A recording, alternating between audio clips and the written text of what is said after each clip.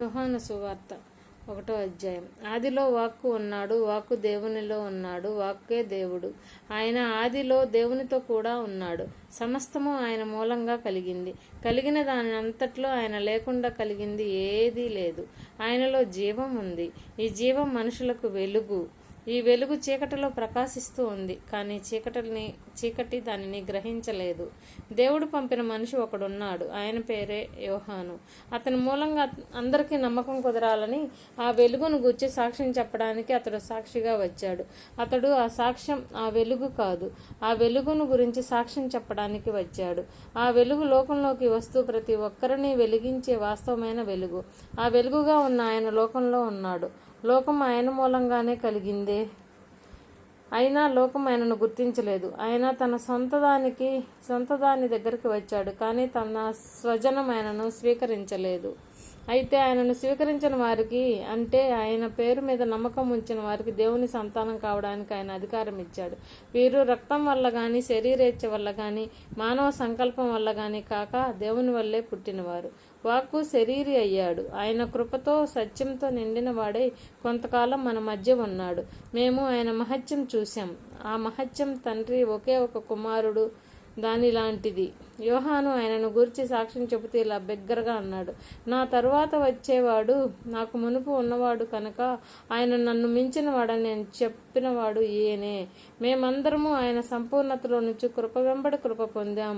ఎందుకంటే ధర్మశాస్త్రం మోషే ద్వారా ఇవ్వడం జరిగింది, కృప సత్యం యేసుక్రీస్తు ద్వారా కలిగాయి. ఎవరూ ఎన్నడూ దేవుణ్ణి చూడలేదు. ఒకే ఒక దేవుని కుమారుడు తండ్రి రొమ్మున ఉన్నాడు. ఆయన దేవుణ్ణి వెల్లడి చేశాడు. మీరెవరు అని అడగడానికి యూదులు జెరూసలం నుంచి యాజకులను, లేవీ గోత్రికులను యోహాను దగ్గరకు పంపారు. అప్పుడు అతను చెప్పిన సాక్ష్యం ఇదే, అభిషిక్తుని కాను అని ఒప్పుకొన్నాడు. అలా ఒప్పుకోవడానికి నిరాకరించలేదు. అలాగైతే మీరెవరు? ఏలియా అని అతను వారిని అడిగారు. అతను కాను అన్నాడు. మీరు ఆ ప్రవక్త అని అడిగారు. కాను అని జవాబిచ్చారు. మీరు ఎవరైనట్టు? మమ్మల్ని పంపిన వారికి మేము జవాబు ఇవ్వాలి. మీ గురించి ఏమని చెప్పుకుంటున్నారు అని వారు అతనితో అన్నారు. అతడు యెషయా ప్రవక్త చెప్పినట్టు ప్రభు కోసం మార్గం తిన్ననిది చేయండి అంటూ అరణ్యంలో ఘోషిస్తూ ఉన్న ఒకని స్వరాన్ని నేను అన్నాడు. వారిని పంపినది పరిసయ్యులు. వారు అతన్ని ఇలా అడిగారు, మీరు అభిషిక్తుడు కానీ, ఏలియా కానీ, ఆ ప్రవక్త కానీ కాకపోతే ఎందుకు బాప్తిస్మం ఇస్తున్నారు? యోహాను, నేను నీళ్లలో బాప్తిస్మం ఇస్తున్నాను, కానీ మీరెరుగని వాడొకడు మీ మధ్య నిలుచున్నాడు. నా తర్వాత వచ్చేవాడు ఆయనే. ఆయన నన్ను మించిన వాడు. ఆయన చెప్పులను వారును విప్పడానికి కూడా నేను తగను అని వారితో బదులు చెప్పాడు. ఇది యోర్దాను నదికి అవతల ఉన్న బేతబారలో జరిగింది. యోహాను అక్కడ బాప్తిస్మం ఇస్తూ ఉన్నాడు. మరుసటి రోజున యేసు తన వైపు రావడం చూచి, యోహాను, ఇడుగో లోకపాపాన్ని మోసి తీసివేసే దేవుని గొర్రెపిల్ల. ఈయనను ఉద్దేశించే నేను ఈ మాట చెప్పాను. నా తర్వాత ఒక మనిషి వస్తాడు. ఆయన నాకు మునుపు ఉన్నవాడు కనుక నన్ను మించినవాడు. నేను ఆయనను గుర్తుపట్టలేదు, కానీ ఆయన ఇజ్రాయేల్ ప్రజలకు ప్రత్యక్షం కావాలని నీళ్లలో బాప్తిస్మం ఇస్తూ వచ్చాను. యోహాను ఇలా సాక్ష్యం చెప్పాడు. పరలోకంలో నుంచి దేవుని ఆత్మ పావురంలాగా దిగిరావడం, ఆయన మీద నిలిచి ఉండడం నేను చూచాను. నేను ఆయనను గుర్తుపట్టలేదు, కానీ నీళ్లలో బాప్తిస్మం ఇమ్మని నన్ను పంపినవాడు నాతో ఇలా అన్నాడు, ఎవరి మీద ఆత్మ దిగివచ్చి నిలిచి ఉండడం నీవు చూస్తావో ఆయనే పవిత్రాత్మలో బాప్తిస్మం ఇస్తాడు. దానిని నేను చూశాను. ఆయన దేవుని కుమారుడని సాక్ష్యం చెప్పాను. మరుసటి రోజు యోహాను అతని శిష్యుల్లో ఇద్దరు మళ్ళీ అక్కడ నిలుచున్నారు. ఆ దారిని నడుస్తూ ఉన్న యేసును చూచి అతడు, ఇడుగో దేవుని గొర్రెపిల్ల అన్నాడు. అతడు చెప్పినది ఆ ఇద్దరు శిష్యులు విని యేసును అనుసరించారు. యేసు వెనక్కు తిరిగి వారు తనను అనుసరించడం చూచి, మీరు దేనిని వెతుకుతున్నారు అని వారిని అడిగారు. వారు, రబ్బీ, మీరు ఎక్కడ నివాసం చేస్తున్నారు అని అడిగారు. రబ్బీ అంటే బోధకుడని అర్థము. వచ్చి చూడండి అని ఆయన వారితో అన్నాడు. కనుక వారు వెళ్ళి ఆయన ఉన్న స్థలం చూశారు. అప్పటికి సుమారు 4 గంటలైంది కనుక వారు ఆ రోజు ఆయనతో ఉండిపోయారు. యోహాను చెప్పినది విని యేసు వెంట వెళ్ళిన ఆ ఇద్దరిలో ఒకడు ఆంద్రెయ.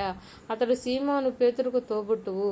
అతడు మొట్టమొదట తన తోబుట్టు సీమోనును కనుక్కొని అతనితో, మేము అభిషిక్తుని చూశాం అన్నాడు.